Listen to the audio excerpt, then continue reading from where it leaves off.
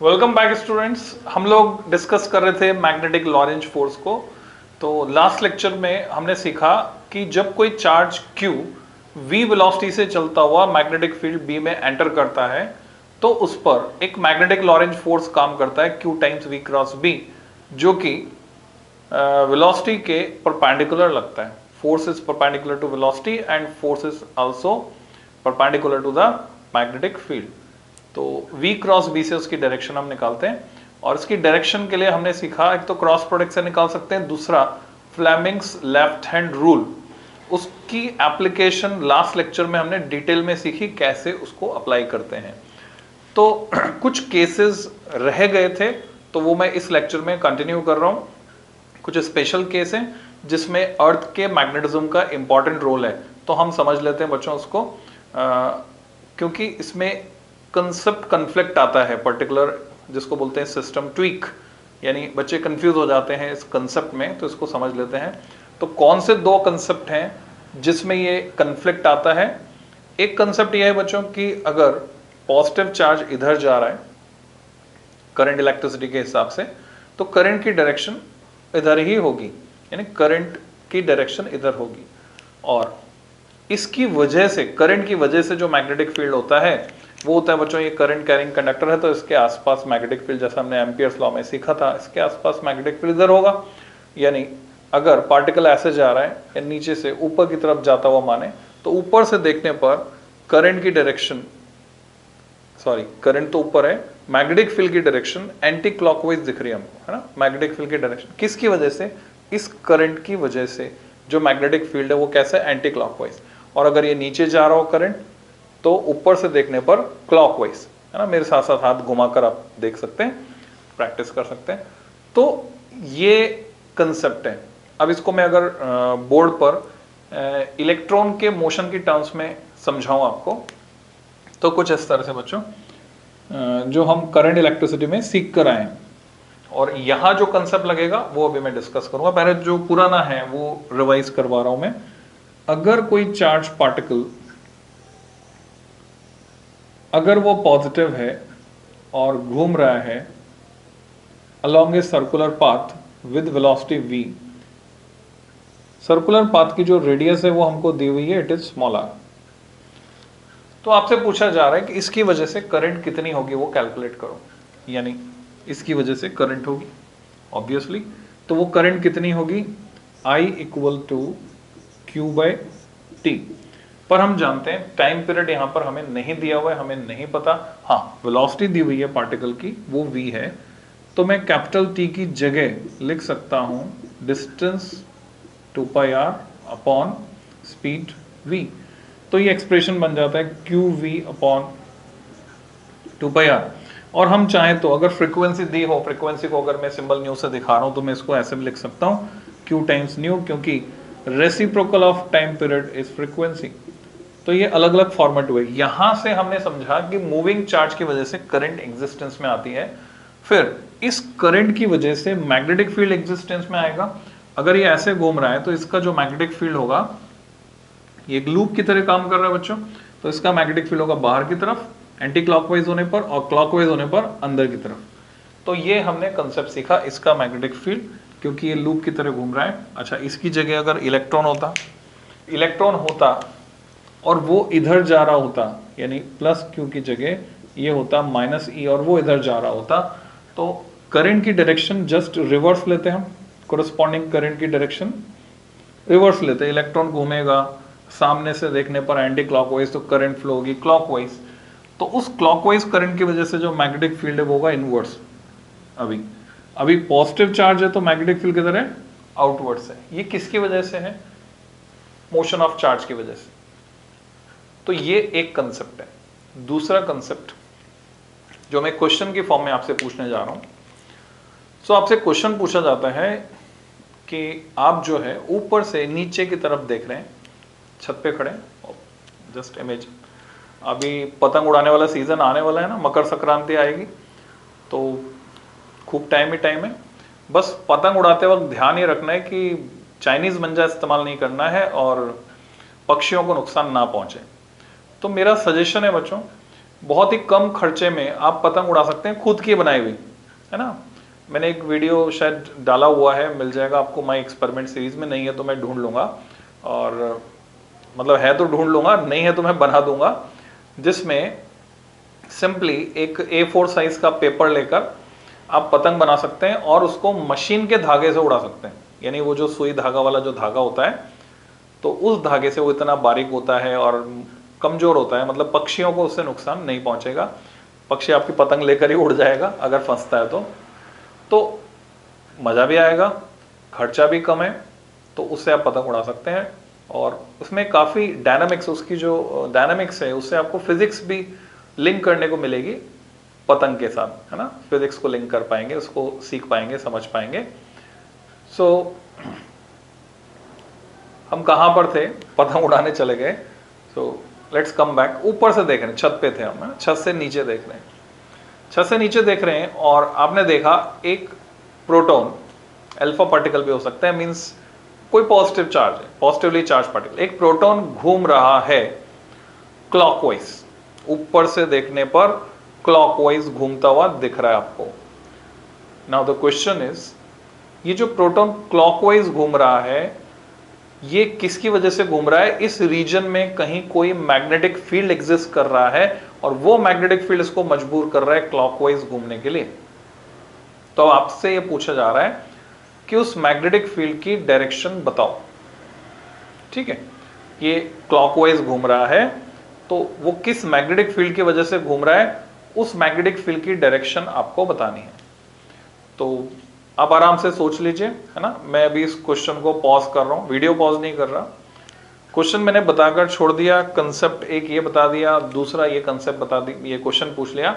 इस क्वेश्चन को करने से पहले हम मैग्नेटिक फील्ड में चार्ज पार्टिकल की जो ट्रेजेक्टरी होती है उसको डिस्कस कर लेते हैं, फिर मैं वापस लौट के आऊंगा इस पर और मैं फिर से आपसे ये क्वेश्चन डिस्कस करूंगा। So let's discuss about trajectory of A charge particle in magnetic field. So you may put heading trajectory। Trajectory किसको कहते हैं? आपको याद हो तो जब आपने प्रोजेक्टाइल मोशन पढ़ा था वहां पर इक्वेशन ऑफ ट्रेजेक्टरी डिराइव करके निकाली थी, y equal to x tan theta minus g x square upon 2u square cos square theta, जो कि एक पैराबोला की इक्वेशन आती है। यानी वो ट्रेजेक्टरी कैसी होती है? पैराबोलिक होती है। तो वो trajectory means path, trajectory of a charge particle in magnetic field। अब ये मैग्नेटिक फील्ड यूनिफॉर्म हो सकता है, नॉन यूनिफॉर्म हो सकता है, बहुत सारे वेरिएशंस यहाँ पर है। चार्ज पार्टिकल मैग्नेटिक फील्ड के पैरेलल जा सकता है, एंटी पैरेलल जा सकता है, कुछ एंगल पर जा सकता है, 90 डिग्री पर जा सकता है। इतने सारे वेरिएशंस यहाँ पे हमारे पास अवेलेबल हैं। तो पहले हम इस कंसेप्ट को समझने के लिए सबसे सिंपल केस लेते हैं। अगर पैरेलल जा रहा है या एंटी पैरेलल जा रहा है, मैग्नेटिक फील्ड इधर, पार्टिकल भी इधर, तो कुछ होने वाला नहीं है, बिकॉज हमने लास्ट लेक्चर में सीखा थीटा 0 या 180 होने पर मैग्नेटिक फील्ड उस पर कोई फोर्स नहीं लगाता है, यानी वो सीधा चलता रहेगा। यानी रास्ते में अगर कुत्ता बैठा है पर आप लहरा कर नहीं चल रहे हैं, सीधे सीधे चल रहे हैं, कुत्ता आपको कुछ भी कहने वाला नहीं है, आप अपने रास्ते सीधे निकल जाइए बेधड़क, बेझिझक। तो just like that magnetic field कोई फोर्स नहीं लगाने वाला है इस पर अगर कुछ एंगल पर जा रहा है तो अभी हमें दो कंपोनेंट्स मिलते हैं वेलोसिटी के, एक जो पैरेलल है, एक जो परपेंडिकुलर है। और परपेंडिकुलर वाले का इफेक्ट जानने के लिए पहले हम ये मान लेते हैं कि पार्टिकल जा ही परपेंडिकुलर रहा है मैग्नेटिक फील्ड के। हालांकि V और B के बीच कोई भी एंगल हो सकता है, किसमें? इस फॉर्मूले में जो हमने सीखा था, Fm magnetic force equal to Q times V cross B, ये फॉर्मूला हमने सीखा था। तो Fm हमेशा V के परपेंडिकुलर है, Fm B के भी परपेंडिकुलर है, पर V और B के बीच तो कोई भी एंगल हो सकता है। तो हम केस कौन सा लेकर चल रहे हैं? थीटा इक्वल टू 90 वाला केस लेकर यहां डिस्कस करने वाले हैं। ओके, ट्रेजेक्टरी के लिए हमारे पास जो इनपुट है वो ये है S। ये जो मैग्नेटिक लॉरेंज फोर्स है, it is always perpendicular to velocity, this is the important input. ये हमने सीखा हुआ है या हम ये जानते हैं। सो कंडीशन क्या है? पार्टिकल सपोज जा रहा है इधर वेलोसिटी v से और फोर्स परपेंडिकुलर है उसके, मैग्नेटिक फोर्स लगेगा उसके परपेंडिकुलर, और ये फोर्स मैक्सिमम लगेगा इन केस, कब मैक्सिमम लगेगा? जब थीटा 90 डिग्री है। ये हमने देखा था लास्ट टर्न पे, थीटा 90 होने पर फोर्स हो जाता है मैक्सिमम, तो ये मैक्सिमम फोर्स लगेगा। उसकी वजह से क्या हुआ? उसकी वजह से पार्टिकल घूमेगा। थीटा 90 वाला केस लेकर चल रहे हैं, पार्टिकल इधर घूम गया, अभी इसकी वेलोसिटी वेक्टर इस डायरेक्शन में है, फोर्स फिर से परपेंडिकुलर हो गया, पार्टिकल फिर से घूमेगा because of this force and so on. ये प्रक्रिया चलती ही रहेगी और अल्टीमेटली पार्टिकल, जैसे कि आप यहाँ डायग्राम में देख पा रहे हैं, एक सर्कुलर पाथ में घूमने के लिए मजबूर हो जाएगा, क्योंकि फोर्स हमेशा वेलोसिटी के परपेंडिकुलर। ये शर्त भी है जो हमने क्लास 11th में सीखी थी। The condition required for circular motion is a force of fixed magnitude always act in a perpendicular direction to velocity of the particle. अगर ऐसा है तो ये सर्कुलर मोशन होगा। तो सीधे सीधे कंक्लूसिव स्टेटमेंट हम दे सकते हैं, if particle enters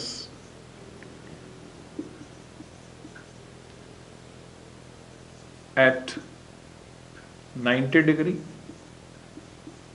to magnetic field, perpendicular का सिंबल भी बना सकते हैं, then it will move along circular path।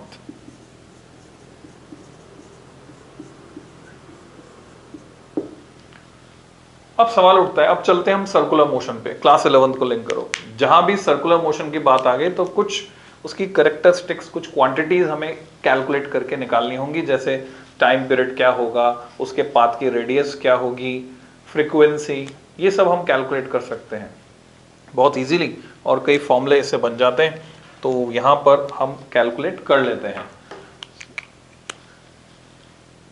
Logic क्या है इस कैलकुलेशन का?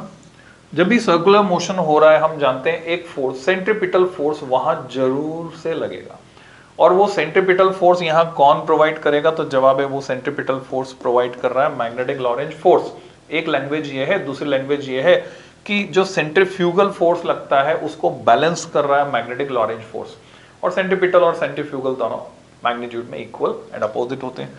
तो हियर मैं लिख सकता हूं, जो सेंट्रीपिटल फोर्स है, अगर पार्टिकल का मास मैं मान लेता हूं m है, mass of the particle is m, v velocity से वो घूम रहा है सर्कुलर पाथ में, और सर्कल की रेडियस जो है वो r है, suppose this radius is r, तो मैं लिख सकता हूं mv square upon r equal to, special case हम लेकर चल रहे हैं, theta is 90 degree, so magnetic Lorentz force is maximum and it is qvb।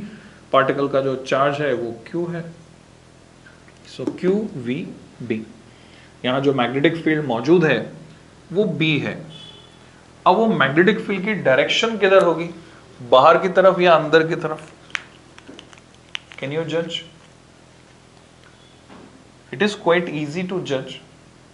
Fleming's left hand rule से भी निकाल सकते हैं, v क्रॉस b से भी निकाल सकते हैं। सोचिए, अगर अंदर की तरफ है तो फोर्स किधर लगा?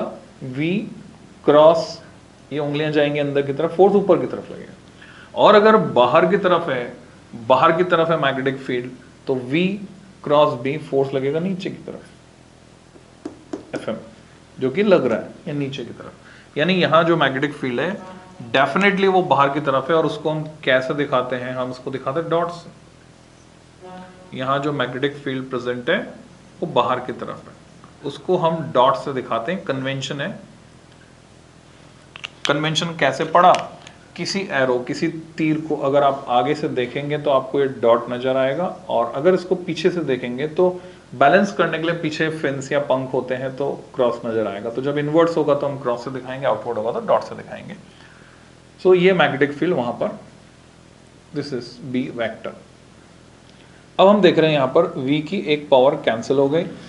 अगर मैं रेडियस का एक्सप्रेशन यहां से निकालना चाहता हूं तो r को मैं उधर ले जाता हूं और मुझे एक्सप्रेशन मिलता है mv upon qb। This is very very important formula, क्योंकि इस पे किस तरह के सवाल बनते हैं। आपसे पूछा जाता है कि एक इलेक्ट्रॉन है, एक प्रोटॉन है, एक अल्फा पार्टिकल है, ड्यूट्रॉन भी ले सकते हैं। ड्यूट्रॉन क्या होता है आपको पता होना चाहिए, 1h2 को बोलते हैं ड्यूट्रॉन, प्रोटॉन 1h1 को कहेंगे हम, और अल्फा पार्टिकल He24। तो ये पार्टिकल हैं जो एक मैग्नेटिक फील्ड में सेम वेलोसिटी से एंटर करते हैं, तो उनके पाथ की रेडियस को कंपेयर करो, तो ये फॉर्मूला हमारे काम आए।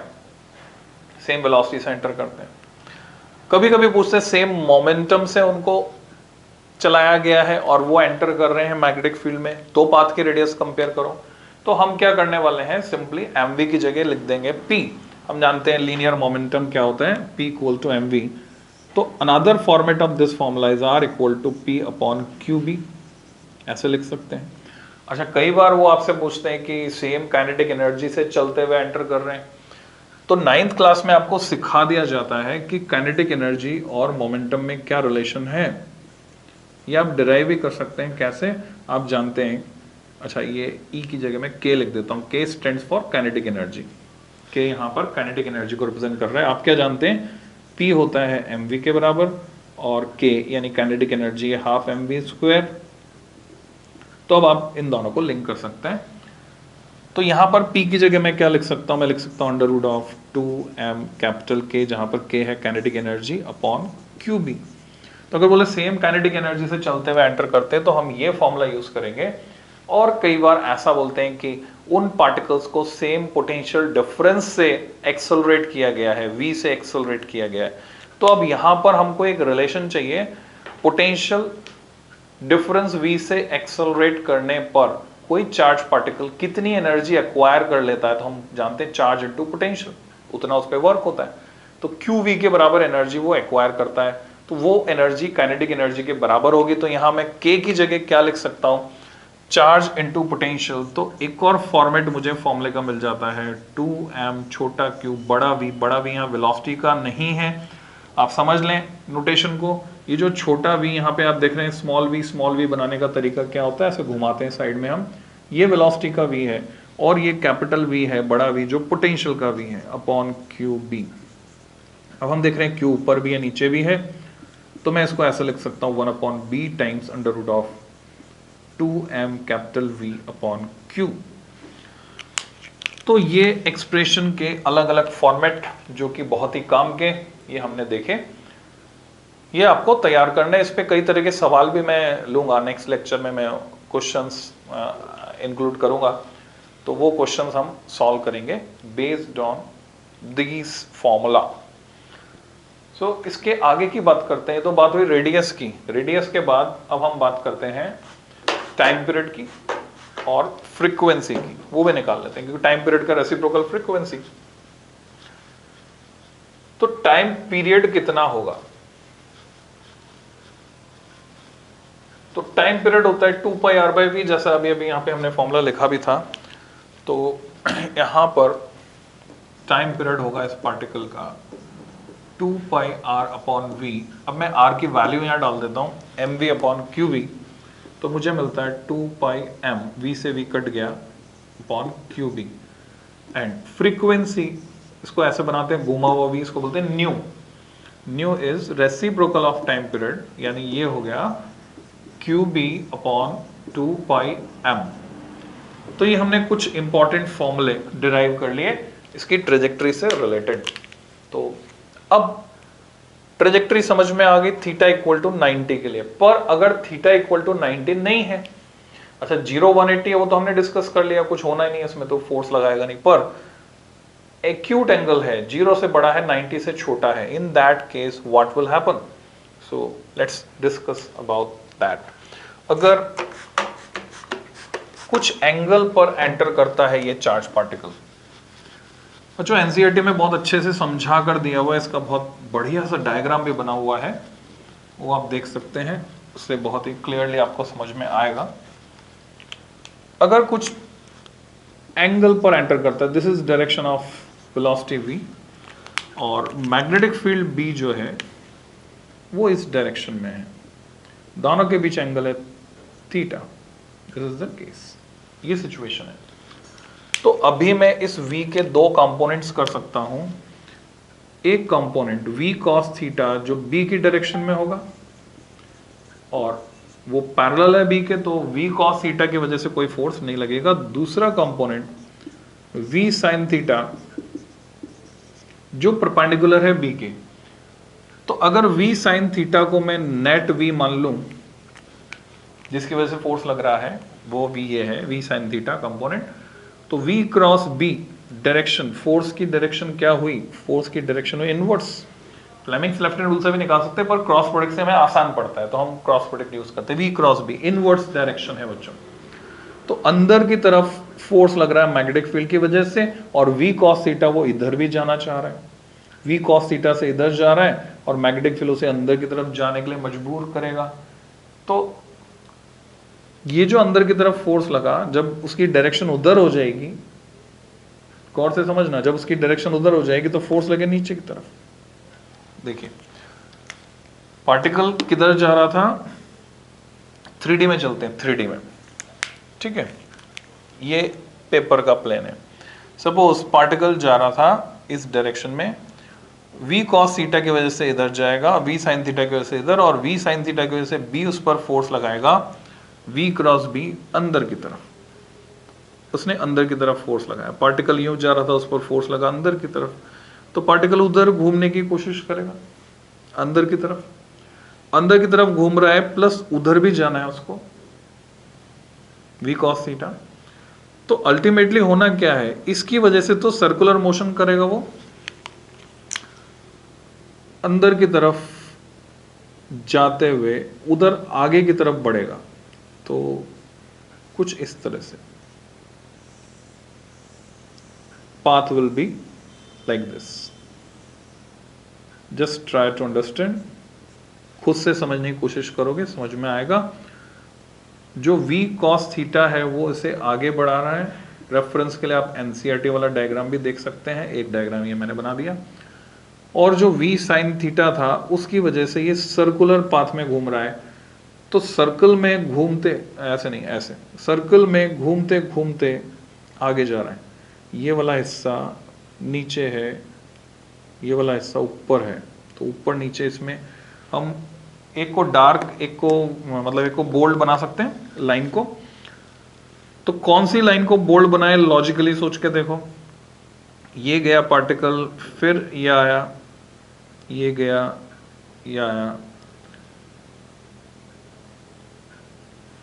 यहां से मैं, जहां से मैं देख रहा हूं एंटी क्लॉकवाइज दिखना चाहिए, जबकि ये कैसा दिखेगा, क्लॉकवाइज दिखेगा।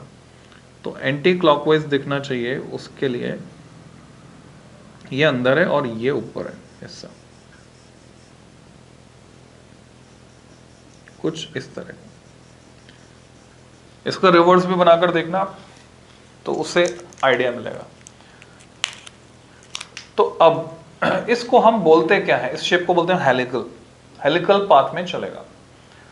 Helix with uniform pitch in case theta is acute angle, पर यही थीटा अगर ऑब्ट्यूस एंगल होता, 90 डिग्री से ज्यादा होता, तो हेलिक्स का पिच, पिच किसको बोलेंगे, इन दो घेरों के बीच की दूरी, पिच पी, जिसको हम कैसे कैलकुलेट कर सकते हैं, पिच किसकी वजह से आगे, किसकी वजह से बढ़ रहा है, v cos थीटा की वजह से।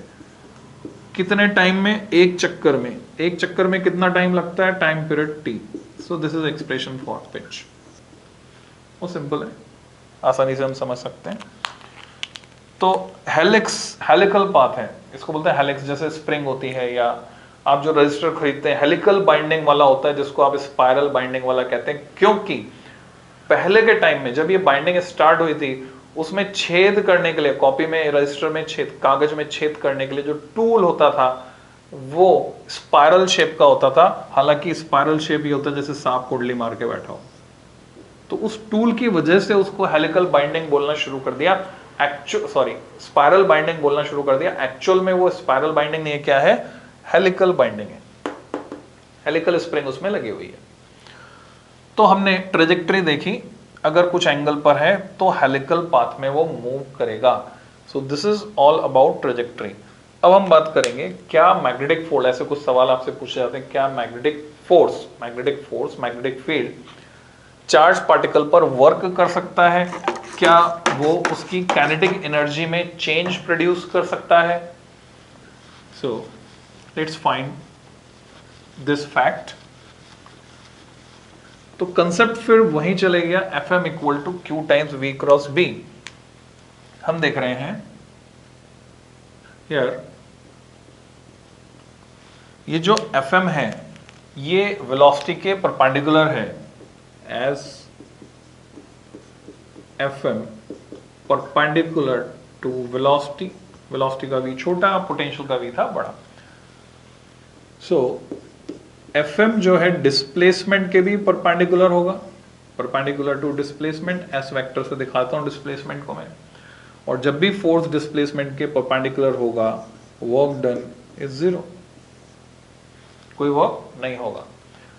तो मैग्नेटिक फोर्स किसी चार्ज पार्टिकल पर कोई कार्य नहीं कर सकता या उससे कार्य नहीं करवा सकता। थीटा 90 है, work done, physically work done will be zero, physics के पॉइंट ऑफ व्यू से। और जब वर्क डन जीरो है तो हम जानते हैं वर्क एनर्जी थ्योरम, जो आपने क्लास 11 में पढ़ी थी, very important theorem. So change in kinetic energy is also zero.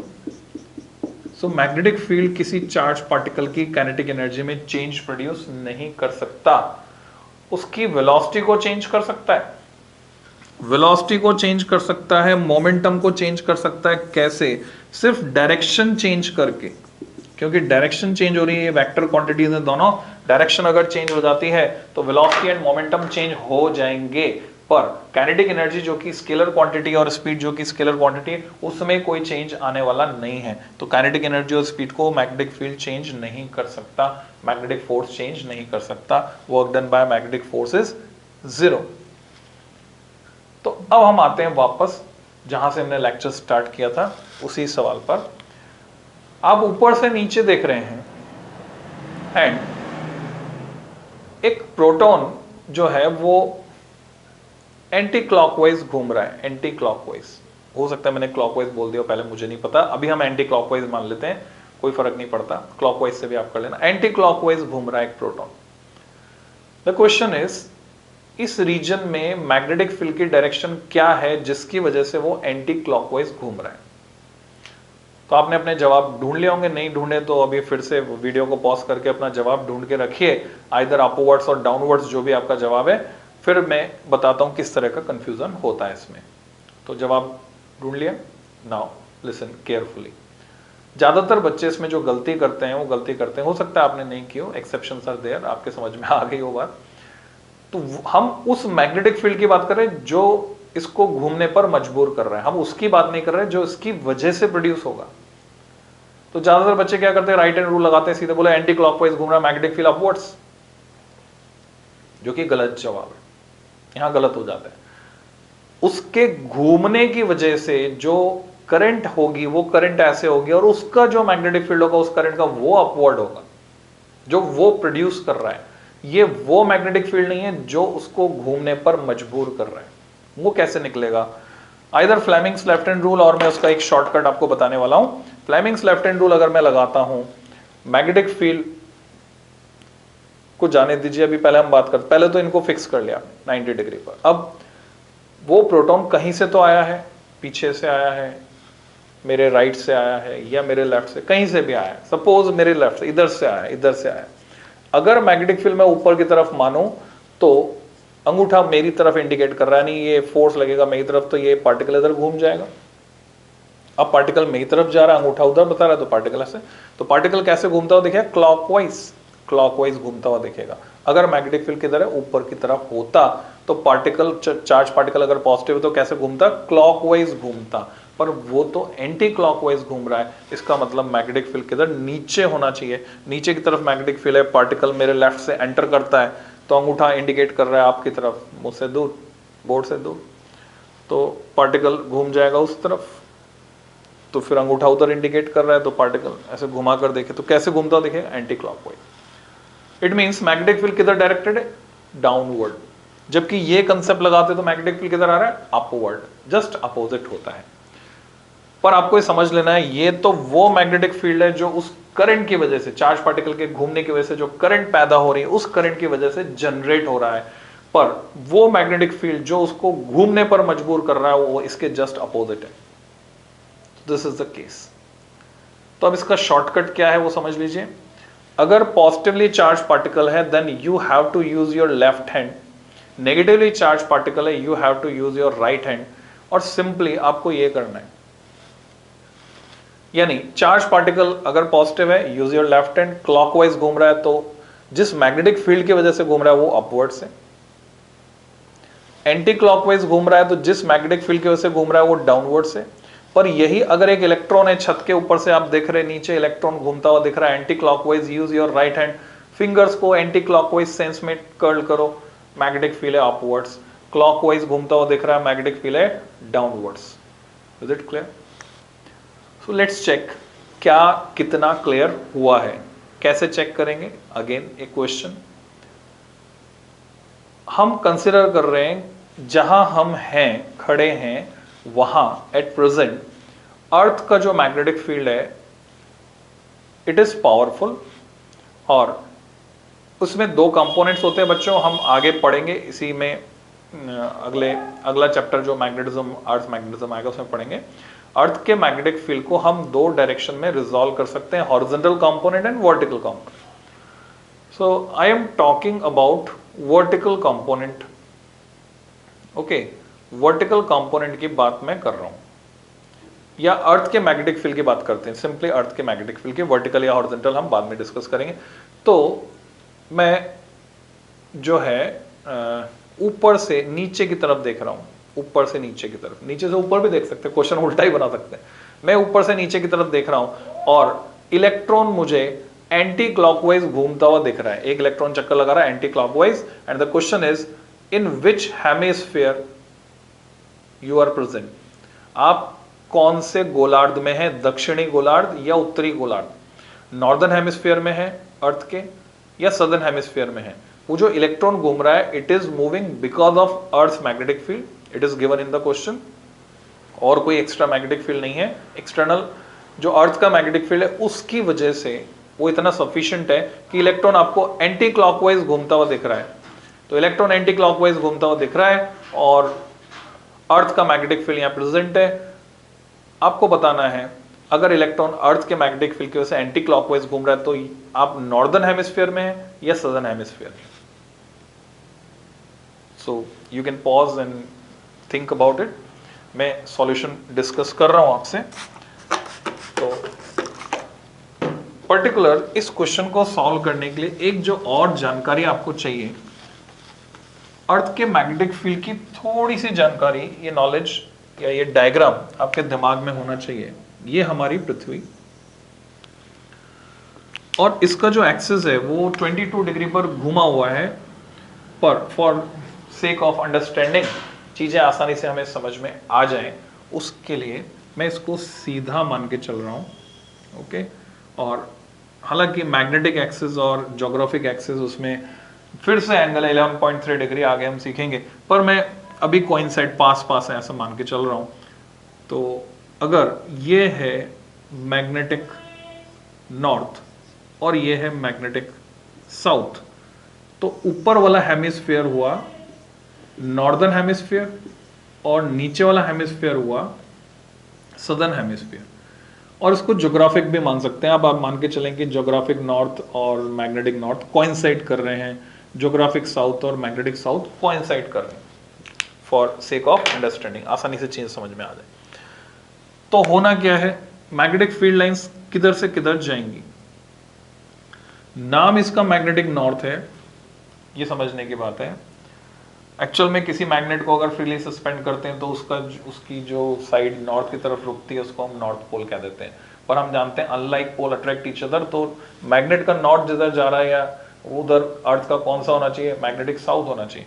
तो अर्थ में मैग्नेटिक फील्ड लाइंस एक्चुअल में मैग्नेटिक साउथ से निकलती हैं, मैग्नेटिक नॉर्थ तक पहुंचती हैं और अंदर मूव करती हैं फ्रॉम नॉर्थ टू साउथ, बाहर मूव करती हैं साउथ टू नॉर्थ, क्योंकि ये पोल्स उल्टे हैं। नॉमेनक्लेचर ऐसा है, वो हम सीखेंगे आगे। तो अभी आपको जो समझना है वो ये कि अर्थ का मैग्नेटिक फील्ड अगर आप सदर्न हेमिस्फीयर में हैं तो इंडिकेट करेगा अपवर्ड्स, नॉर्दर्न हेमिस्फीयर में तो इंडिकेट करेगा डाउनवर्ड्स, क्योंकि नॉर्थ में साउथ है। तो यहां से हमने क्या चीज एक्सट्रैक्ट की कि अगर मैग्नेटिक फील्ड अपवर्ड्स आ रहा है, अपवर्ड्स आ रहा है, तो हम लिंक कर पा रहे हैं अपवर्ड्स आ रहा है तो आप यहां हैं यानी सदर्न हेमिस्फीयर में, डाउनवर्ड्स आ रहा है तो आप कहां हैं, यहां है नॉर्दर्न हेमिस्फीयर में। तो अब इलेक्ट्रॉन घूम रहा है एंटी क्लॉकवाइज, आपने राइट हैंड उठाया, एंटी क्लॉकवाइज, मैग्नेटिक फील्ड किधर आ रहा है, अपवर्ड्स आ रहा है। सो मैग्नेटिक फील्ड अपवर्ड्स आ रहा है, what does it mean, magnetic field upwards आ रहा है, इट मींस आप कौन से हेमिस्फीयर में है, सदर्न हेमिस्फीयर में। तो बच्चों इसी बात पर अगर आपको समझ में आ गया है तो लाइक चाहिए, अगर समझ में आ गया है, और नहीं आया है तो कोई बात नहीं, आगे समझ में आ जाएगा। इसी से रिलेटेड एक और बात मैं बताकर ख़त्म करता हूँ इस वीडियो को, जिसको हम आगे और डिस्कस करेंगे। बस एक आपके दिमाग में बात डाल रहा हूँ। आपने सुना होगा बड़ों से कि दक्षिण की तरफ सर करके सो सकते हैं, पैर करके नहीं सोना है, दक्षिण की तरफ पैर करके नहीं सोना है। अर्थ का एक मैग्नेटिक फील्ड है, हमारी बॉडी में अपना एक मैग्नेटिक फील्ड है, वो अपोजिशन में आ जाते हैं। तो अब हेमिस्फीयर से लिंक करें अगर उस फैक्ट को, जो ऑस्ट्रेलिया में रह रहा है, जो इंडिया में रह रहा है, सिचुएशंस डिफरेंट, तो वहां मैग्नेटिक फील्ड की डायरेक्शन अलग अलग है ना, नॉर्दर्न हेमिस्फीयर, सदर्न हेमिस्फीयर। तो अकॉर्डिंगली अगर हम जिस गोलार्ध में हैं, हम जिस हेमिस्फीयर में हैं, वहां पर बोलते हैं कि दक्षिण की तरफ पैर करके नहीं सोना है, बिकॉज अर्थ का मैग्नेटिक फील्ड आपके अगेंस्ट काम करेगा, बॉडी को डिटोरिएट कर देगा। तो जो हमसे अपोजिट गोलार्ध में, अपोजिट हेमिस्फीयर में है, उनके लिए क्या वैलिड होगा, उनके लिए उल्टा वैलिड होगा। उनको दक्षिण की तरफ पैर करके, हमें दक्षिण की तरफ पैर करके नहीं सोना है, उनको उत्तर की तरफ यानी नॉर्थ की तरफ पैर करके नहीं सोना होगा। समझ गए? So just think about it, ये कैसे है, दक्षिण, उत्तर, नॉर्थ, दक्षिण, साउथ, नॉर्थ, उत्तर। तो जो सीबीएसई इंग्लिश मीडियम वाले बच्चे अगर थोड़ा बहुत कंफ्यूज हो रहे हो, सो इसके बारे में सोच कर देखें, फिर हम डिस्कस करेंगे। तो this is all about in this video. फिर मिलते हैं जल्दी बच्चों, हैप्पी लर्निंग।